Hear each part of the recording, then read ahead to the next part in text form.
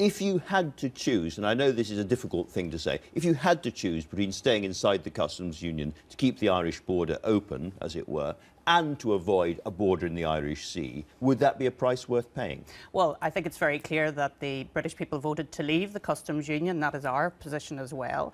We don't believe that we have to stay in the customs union to have free flow between ourselves and the Republic of Ireland.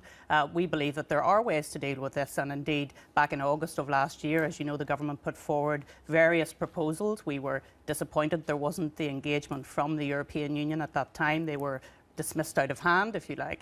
What we would like to see from the European Union is less rhetoric and actually more engagement in relation to the pragmatic way forward, not just for Northern Ireland, but for the whole nation as well. I mean, the reason I asked the question was that Nigel Dodds has said that you would at least consider the possibility of staying in the customs union if Theresa May thought that was the best option. No, I don't think he did say that, actually. I think what he said was that what is most important for us, actually, our fundamental red line, is that we have to move in lockstep with the rest of the United Kingdom, that there cannot be any difference, if you like, between us and Great Britain. And why do we say that? We say that because 72% of the goods that leave Belfast port come to Great Britain. Therefore, it is vitally important for us that we have that free flow across the Irish Sea.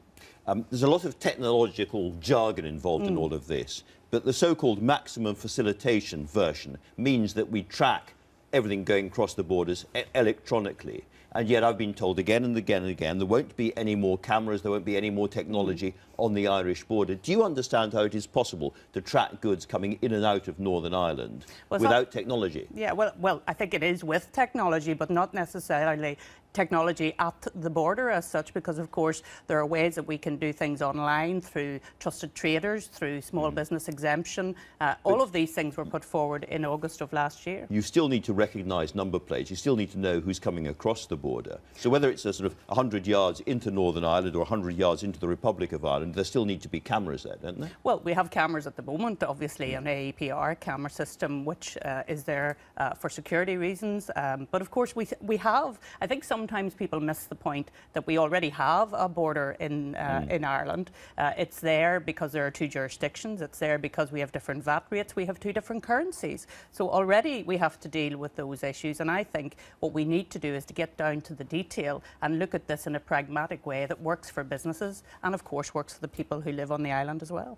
Now, of course, this is a negotiation with the EU. You've said that you don't really regard Michel Barnier as an honest broker in all of this. And he has said, apparently this week, talking to MEPs in Brussels, that the DUP has used, or in his words, perhaps abused its position in the House of Commons to block the way forward. What's your message to Michel Barnier?